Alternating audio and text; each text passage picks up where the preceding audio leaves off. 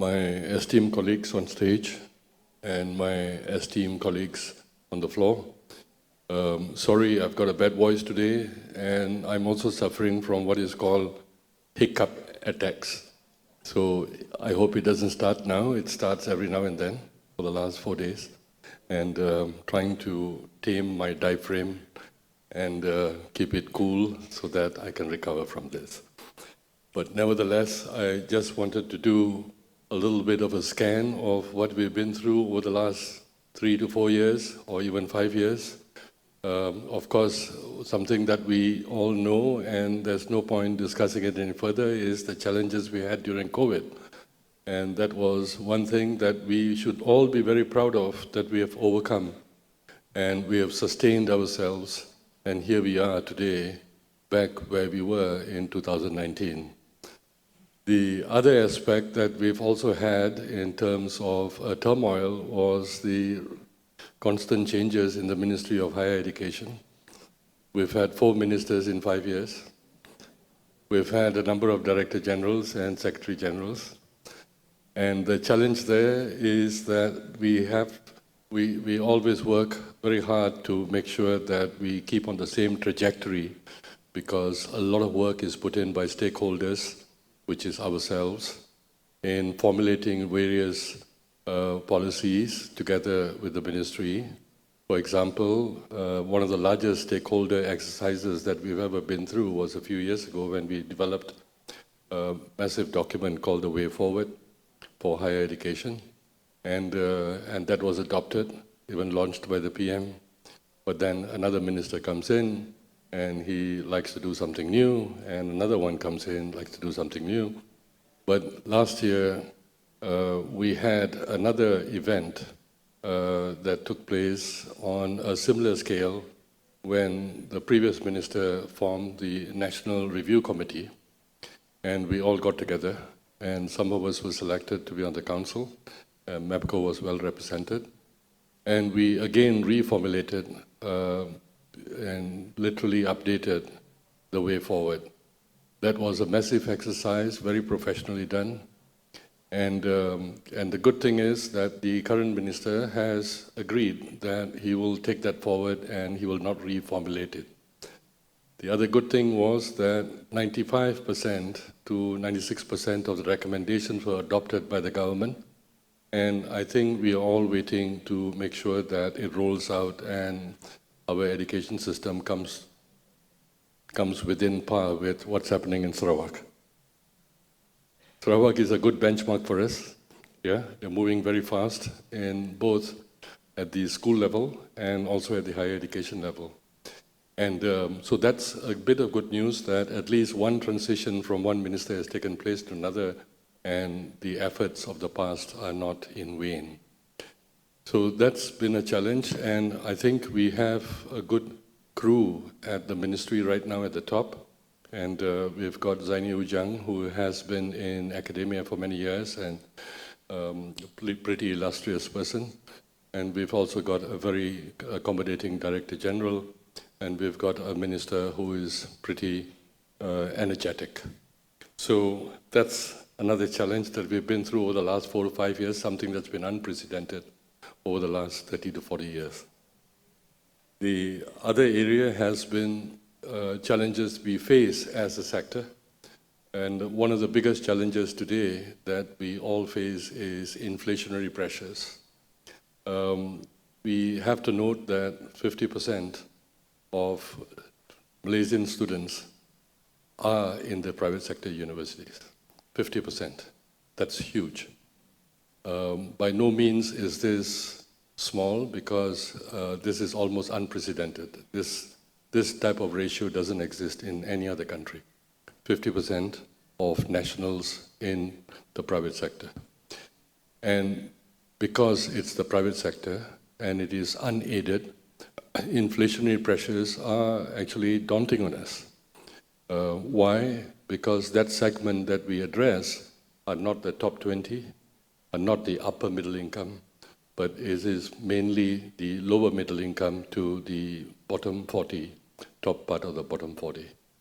Inflationary pressures put pressure on us in managing cost, and without bringing the fees up to unaffordable levels, because then they can't afford education. So it is a dichotomy of some sorts, and we have to manage a lot more astutely in managing our institutions in such a way that we can keep on addressing the needs of that income segment. During a recent dialogue with the Prime Minister, I made the point very clear that time has come. After 22 years of budget submissions that we made at every budget cycle, I had to inform him we have never been accorded even one incentive, not a single incentive. And I had to caution that if this continues, the country will suffer because, quality may suffer in institutions. And at the same time, it's also a reminder to the government that if we have 50% of the students in private universities, it also means we are generating 50% of the talent in the country. That should not be taken lightly. Economic growth cannot take place without talent. And talent is an integral part towards growing any economy anywhere in the world. So I hope that has resonated well, and I hope this year's budget presentation, we will be accorded with something. And I've made it very clear, we're not asking for money. We're just asking for impediments to be taken away, which are a cost burden. Cost burdens, that doesn't cost the government anything. So that's another challenge. But this challenge is not something we are facing just in Malaysia. It is being experienced everywhere in the world. All right? So even universities in the UK, Australia, Canada, particularly the US, are all struggling with the same, and within a regime of reduced funding for their own universities. We've also seen the changing landscape, particularly in Australia and the UK and Canada right now, where there's a housing crisis, so much so that is leading to put a cap on the number of student visas being issued. And that's a changed landscape that has never been experienced before. But this also calls for us in the private sector to review how we should take advantage of that situation right now that's existing in those established destinations. So this becomes an opportunity for us to see how we can harness students who are not being admitted in those countries, and countries where the fees has gone up astronomically, where the cost of living has gone up astronomically, and getting student visas is becoming more difficult, and there are restraints being put on students being able to work and study, and the spousal visas are also not being allowed. So this creates an opportunity somewhere within our system on how, and we need to think about how we can leverage on that. Sustainability is another factor. It is very sad to note, during the recent MEPCO AGM, I showed some figures and charted them out, that the stream of local students is reducing right here in Malaysia. This is not just students in absolute terms, but the number of students who are qualified for university students is reducing. So we have to be aware of that, and how we are going to sustain ourselves in managing that scenario. The solution is not always bring in more foreign students to fill up that gap, because by doing that, we are not resolving a national issue. The national issue is if there are less students coming out of school who are qualified for university education, the country will suffer in the long run. So I've noted there are papers, very interesting papers during this conference, and one of the papers looks at STEM education. That's one big area where there is a huge reduction, and this is not news to us because we've known it for a number of years, but the trajectory seems to be reaching an alarming rate downwards. So sustainability in terms of managing local numbers, increasing numbers from schools, getting better qualified students is a challenge for the Ministry of Education because we have the capacity, but unfortunately, we're not getting enough qualified students to fill up the gap.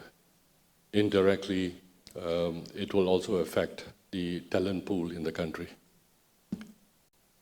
Furthermore, the other challenges we are facing right now is digital transformation. It does require a lot of investment in capital. It requires a lot of mindset changes and how we teach and the tools we use.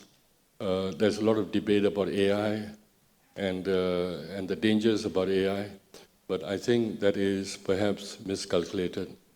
Very recently, I was asked about, how AI is going to affect learning, but I've also said that, many years ago, those of you who are close to my age will know that when scientific calculators were created, everybody was worried that learning will not be the same.